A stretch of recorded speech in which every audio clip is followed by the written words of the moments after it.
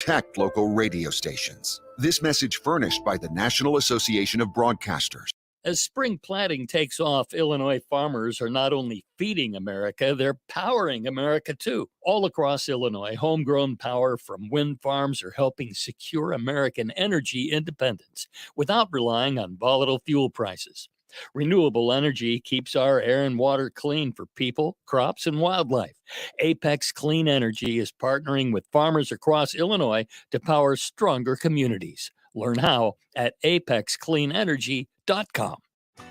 Life is uncertain. Stop in and see me, State Farm Agent Jason France, on the west side of the Clinton Square, or click our icon at DeWittDailyNews.com and see how our full lineup of State Farm insurance and financial services can help protect your family. Local farm broadcaster Jared White covers the local agriculture news you need to know. Hear his reports by downloading the free WHOW mobile app. 8 minutes after 7 o'clock here on this Friday morning under partly cloudy skies. It is 68 degrees in Clinton this morning. Local information that makes a difference. Here's your regional weather. Today, we'll see mostly sunny skies, temperatures in the upper 80s, a south-southeast wind at 10 to 20 miles per hour, a 40% chance of showers later tonight, cloudy, lows in the mid-60s, a 40% chance of rain again on Saturday, otherwise partly sunny, and a high of 80 degrees, a northwest wind on Saturday at 10 to 15 miles per hour. Saturday night, chances of showers, even a storm. Temperatures around 60 degrees, a 40% chance of afternoon rain on Sunday, partly sunny otherwise, highs in the upper 70s. Monday, sunny, a high in the mid-70s. Tuesday, a chance of showers later in the afternoon, otherwise sunny with a high, again, in the mid-70s. As we roll through this Friday morning, right now partly cloudy skies across central Illinois. It is 66 in Bloomington, 68 in Hayworth, it's 68 in Leroy, 63 in Farmer City, 66 in Champaign and Monticello, 69 in Decatur, 68 in Mount Pulaski, 69 in Lincoln, 70 in Springfield, 71 in Peoria. 68, cloudy and partly cloudy in Clinton. South winds are calm, 68% humidity, 10 miles of visibility on this Friday. Weather anytime is at DeWittDailyNews.com. From regional radio, DeWittDailyNews.com and the WHOW app. This is local information making a difference. Top of the morning. Thanks for being with us here today. Coverage of the WHOW Morning Show streams to Facebook and YouTube. It's brought to you by Peterson Insurance, your Pekin Insurance agent in Clinton. And news brought to you by Baum Chevrolet Buick in Clinton, your Silverado headquarters. Youth in Illinois has returned to a normal school year, and masks have been off for a couple of months now. But a Clinton nonprofit says that doesn't mean kids are well. While some kids are doing just fine, there seems to be a general disinterest among youth, says the Vault's founder, Michelle Witzke, and executive director, Tammy Wilson. Wilson points out a recent article she found online outlines what youth are going through, and she says it describes a lot of what they see in their kids. I brought an article this morning that I came across. To me, this describes kind of what we're seeing, and there is evidently a new sort of catchword out there that's called languishing in the mental health community. This article is talking about that the term languishing began to make its way into the world and the culture, the mainstream during the pandemic.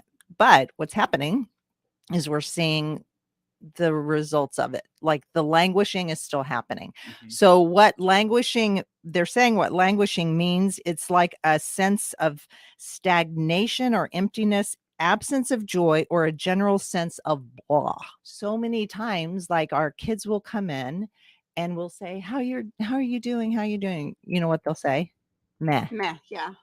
Meh. Meh. Really? Yeah. Just meh. Not bad. Yeah. Not just meh. So this article is talking about how it's kind of this barren wasteland that they're not good, they're not bad, they're just sort of in a numb kind of state. Mm-hmm. So it's talking about different things that we can do to keep from languishing. And as I went through this, and I'm not going to go through the whole article, obviously, but as I went through this, I thought these are things that we are actually doing at the vault.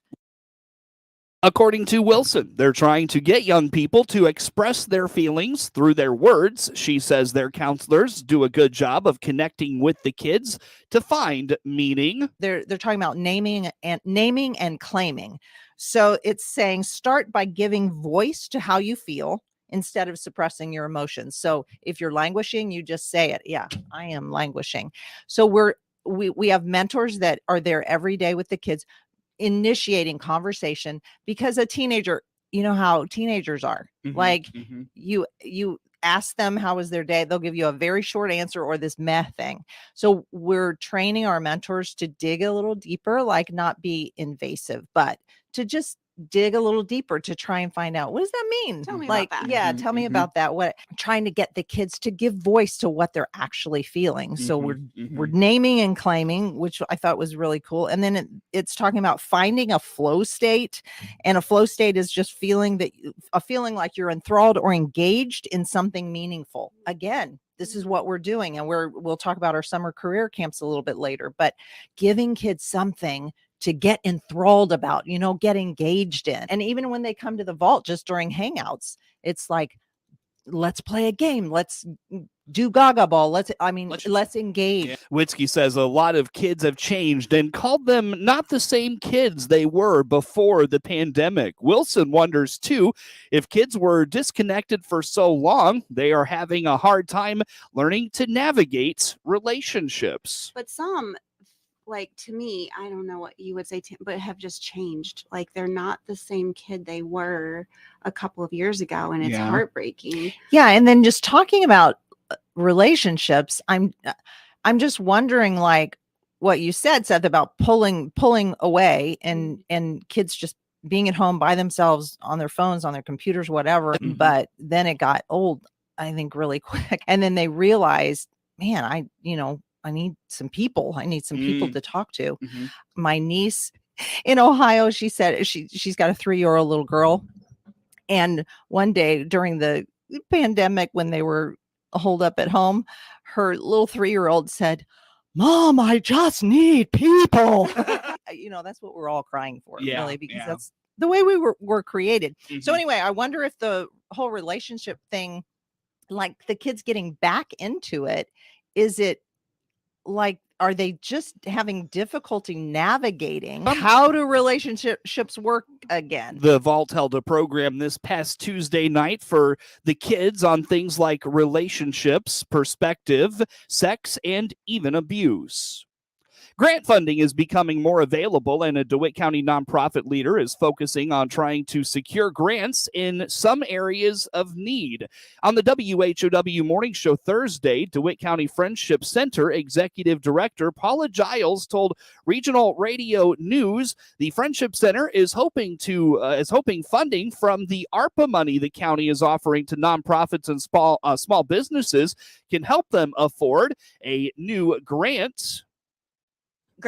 Writing grants, out there searching for money. Well, that grant is kind of part of the county grant that they've kind of put a hold on for right now. So that was the big grant. It was like $383,000 that we were seeking. So we'll see what we get, and we'll downsize to wherever we have to be. Yeah. But that is the big outdoor area for the seniors, which, they really need to be out in the fresh air when they can. And that's what that was for. If we rent because our building is for rent. You just can't have alcohol there. But if they rent that building, they have the whole outdoors too. It would make it really good for us, and it would help income-wise to keep it going. Giles has discovered that restaurant chain Chick-fil-A has a grant program that nonprofits can apply for. She is seeking $30,000 from that opportunity to upgrade the agency van they have. I've got one going through Chick-fil-A. They have a grant process, and Exelon, of course. And I'm going to go Amaranth, get some of the bigger ones. No, they actually have money set aside that they give to nonprofits. And I think they have $3 million, maybe $350 million that they're distributing through the United States. You just tell them what you need it for, and they base the amount of your grant off your needs. I was looking for $30,000, and hopefully if we can get to a van, maybe even a used one, trade in the one we have and get a used van. They're about 45,000. Yep. And just facility upgrades. Like we need a new roof really bad. So we got a lot of stuff. Giles says her priority is the roof of the Friendship Center, but there's other areas of need they will be addressing. She indicates any funding through grants is less of the Friendship Center budget they have to dedicate to those expenses. If you are a young person in your life, enjoys history, and has a little bit of passion for it, a McLean County nonprofit has a 1-week summer program just for them. Candace Summers with the McLean County Museum of History indicates this annual week of exploration in the summer allows young people to get a glimpse of what can be done professionally in the arena of history. Absolutely. So our annual Futures in History Camp is back again this year. We're doing one session in the month of July from the 11th to the 15th with 16 campers. Kids entering 4th, 5th, and 6th grades this fall are eligible to attend, and it's a jam-packed camp. It's a 5-day-a-week camp from 8:30 a.m. to 3:15 p.m. And students can also receive scholarships to attend for free if your income level meets certain requirements. We are going to be learning about the careers of law, archaeology, architecture, museum studies, and environmental science, and we'll be making field trips to several organizations, including the David Davis Mansion, where we'll be doing archaeology. We'll be working around downtown Bloomington, working with Meltdown Creative Works, Illinois Art Station, and Workbench Architecture. We're going to be doing a pop-up museum at Hanger Art Company, which is across the street from the museum, taking a field trip out to Sugar Grove Nature Center, Funks Grove, Illinois, and my favorite last day activity, a site tour at Rivian to learn all about them as well. For kiddos entering 4th, 5th, and 6th grade, you can join us for a great full day experience, a full week experience, and learn how you can use the field of history as a career opportunity. For the individual that knows they love history, but they don't know what they can do with that passion for a career, Summers indicates that was her as a young person and was fortunate to find herself in a career that centers around history and research. That was me. I mean, not even just as a kid. When I started going to graduate school at Illinois State University and I was, studying history, it was like, what else can I do but be a history teacher? Well, I found the museum. Now, of course, I've worked here for almost 17 years.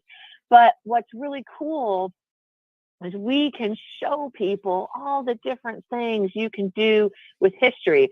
I was an archaeology major, so of course I knew about archaeology when I was an undergraduate. But, architecture, learning about what has come before and what has inspired future architecture. Of course, careers in the museum field, whether it's in the education department like me, or you're in the library archives, even, entering in the development fundraising, environmental science, law. A lot of people I know from grad school went on to paralegal careers or to become lawyers because research skills are very valuable in a wide variety of career fields. Even the military, you can get a degree in history and end up in the military as an officer. There's really a lot of different things out there that people wouldn't even expect that, getting a degree in history or studying history can open a door for an opportunity for you. Summers has been with the summer program for the museum long enough that she's had a young student stop her in a McLean County school and tell her the presentation she made inspired her to pursue her passion for history. Summer hopes an impact like that is what the program inspires. This was probably about 4 or 5 years ago. I mean, it feels like a lifetime ago these days, but I was at Leroy High School getting ready to do a program with a teacher I've worked with for a lot of years. And one of his students, came to the office to escort me to the classroom because I hadn't been in the classroom in a while and I didn't want to get lost in the school. And she, turned to me, she's like, you probably don't recognize me or remember me, but I was in your day camp. And that would have been at that time, like one of my first years working at the museum in 2006 or 2007. And she said, at that time, I really wanted to do archaeology, but after your camp, I was inspired more to do like art history. And so now I'm going to college next year to study art history and get into museums. And first it made me feel really old, but then second I was like, wow, I did not realize the impact I was having on young people until that very moment. And that's like the best thing about my career is having an impact on young people, helping them understand that history is not boring. Because if you have a bad history teacher in school, it can ruin you for history for the rest of your life. I was lucky and had really good history teachers all throughout junior high and high school that made history cool and fun and interesting.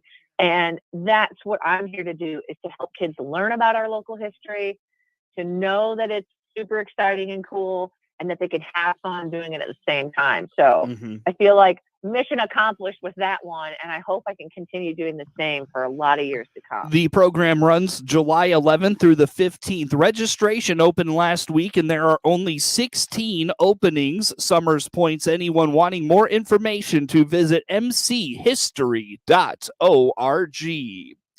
23 minutes after the hour. Plenty more to get to coming up on the morning show. Having a hard time finding the correct new car, truck, SUV, or crossover to fit your needs? This is Scott Baum from Bob Chevrolet Buick here in Clinton. Some lots look low on inventory, so go to our website, look at our pre-order and reserve tab. You'll see inventory in transit, which are built and on their way to Clinton, and in production, new Chevys and Buicks, which are being built and will arrive soon. Or you can always call our sales team. They can help you find the correct one just for you. BombChevyBuick.com, right from the start. We are 23 minutes after the hour this morning. Coverage of the WHOW morning show streams to Facebook and YouTube. It's brought to you by Peterson Insurance, your Pekin Insurance agent in Clinton. And coverage of news is brought to you by Baum Chevrolet Buick in Clinton, your Silverado headquarters. A 6-year-old Oklahoma girl has died when an all-terrain vehicle she was a passenger on crashed in central Illinois, also injuring her uncle and another child, authorities said. Alicia Garner Cox was pronounced dead at the scene Sunday evening by Christian County coroner Amy Calvert Winans. She was from Elmore City, Oklahoma. According to her obituaries, Winans said this is a tragic accident that has affected a family deeply. Garner Cox was riding on an ATV with her 44-year-old uncle and a 10-year-old boy when it crashed and threw them off the vehicle, the Christian County Sheriff's Office said on Wednesday. The crash occurred in the uncle's backyard in rural Christian County, south of Taylorville. The coroner's office says Garner Cox died from multiple blunt injuries. Her uncle was hospitalized in critical condition, while the boy had minor injuries and was later released. Christian County Sheriff Bruce Kettlecamp says the crash remains under investigation. Governor J.B. Pritzker is confirming the state of Illinois' coverage of abortions for low-income women will continue in Illinois. Illinois is one of only 16 states that provides Medicaid coverage for abortion care. This is part of state law and will be vigorously defended, says the governor. He had this to say about reproductive rights on Wednesday. This is a pro-choice state. I'm a pro-choice governor. We have a pro-choice legislature. Yeah, we're going to stand up for women's rights and their ability to make decisions for themselves. The governor also had this to say. We are looking at whether or not we can provide state dollars for out-of-state people directly to help them. But indirectly, we absolutely already are doing that. The Illinois Department of Healthcare and Family Services is advising managed care companies that help administer Medicaid about the law and that they may be getting questions about coverage. House Republicans continue to question spending in the new state budget. The GOP criticizes the increased spending plan for the new fiscal year, saying the budget relies too heavily on one-time federal COVID relief money to fund projects in Democratic districts. Representative Tom Demmer of Dixon. I think Illinoisans should rightfully ask, do we want Illinois government to be set up for an inevitable tax increase in the future?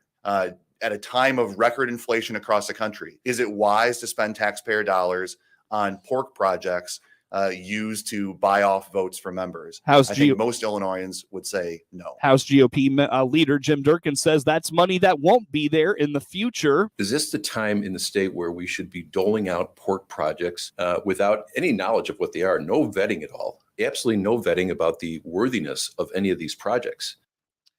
Durkin says extra money should have been used to shore up the state's unemployment insurance fund, which took a big hit during the pandemic. Republicans say they were left out of the final budget negotiations and that the necessity of these projects was never vetted properly.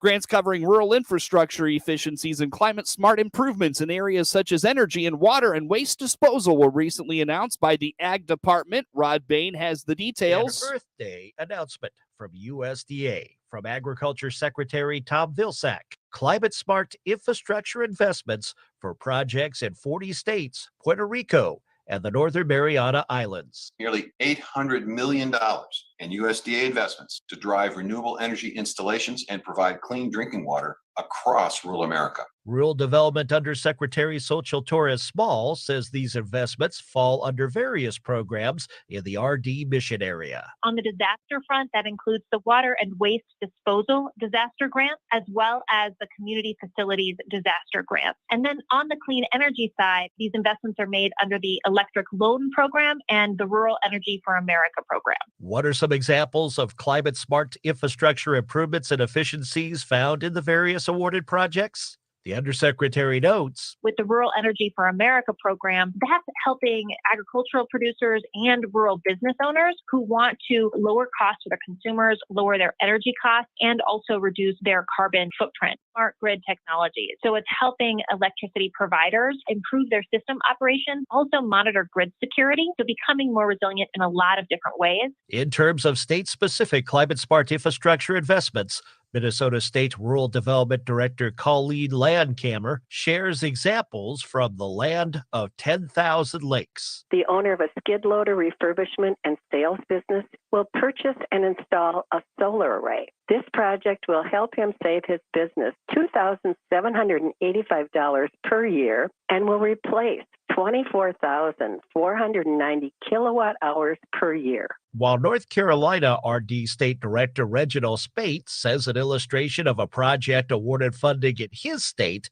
is Pine Valley Solar. It is a relatively new created entity that's doing some things within their agriculture production where they're incorporating solar panels into their energy production and your hen houses and your egg laying businesses where lighting is necessary. There are other things then that may be powered by those solar panels that's there on the farm. These solar panels being incorporated is going to alleviate some of the cost that's not only there on the particular farm, but then it may alleviate some of the strain of burden on the grid itself for other individuals or other businesses and or residences that are in the area as well. I'm Rod Bain reporting for the U.S. Department of Agriculture in Washington, D.C. Coverage of news brought to you by Baum Chevrolet Buick in Clinton, your Silverado headquarters, and streams to Facebook and YouTube brought to you by Peterson Insurance, your Pekin Insurance agent in Clinton.